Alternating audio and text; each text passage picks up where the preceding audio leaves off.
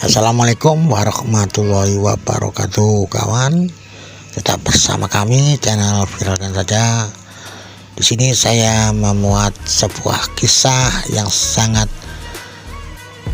menjadi suri teladan bagi kaum muslimin semuanya, bahwa yang dikisahkan oleh Nabi Muhammad SAW itu adalah kisah yang sangat menarik dan bagus. Beliau juga adalah manusia pilihan dan manusia yang sempurna di muka bumi ini.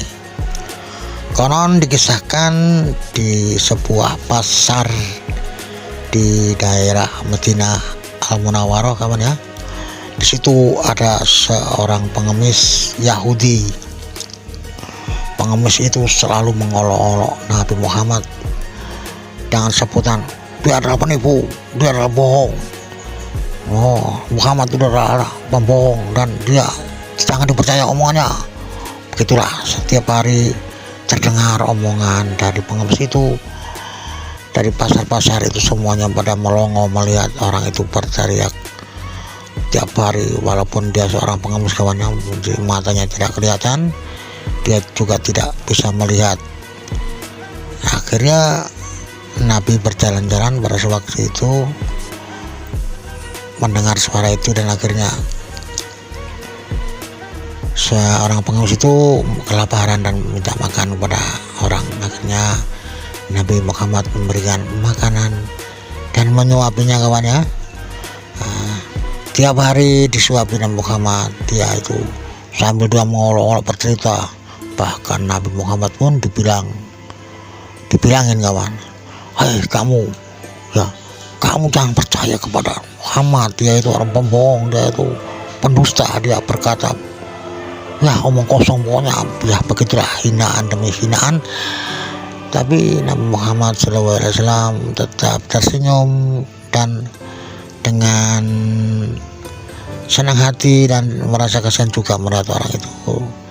Dia menyuapi makanan demi makanan setiap hari, kawan. Akhirnya ya pada suatu hari, ya berapa lama tidak tahu, ya pokoknya tiap hari lah, setiap Nabi Muhammad lewat situ dia memberikan makanan dan menyuapi dan selalu merawat orang pengemis itu, kawan ya.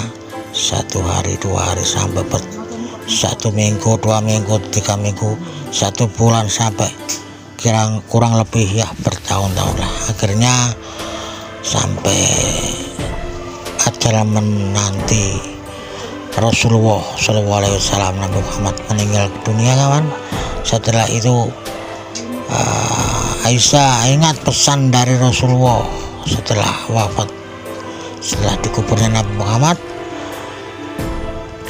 bahwa harus memberi makan kepada seorang pengemis yang di pinggir pasar di sebelah Madinah itu, ya, di Al-Munawwarah tadi. Di pasar itu ada seorang pengemis buta Yahudi. Dia butuh diberi makan dan kasih sayang serta perhatian yang sepenuhnya. Begitulah, kawan. Akhirnya istri Nabi SAW mengutus Abu Bakar untuk memberi makan kepada pengemis itu, kawan. Ya, akhirnya sampailah di pasar dan berkatalah, hai pengemis, inilah jatah makanan untuk kamu. Dan pengemis pun berkata, saya tidak pernah diberi makan seperti itu.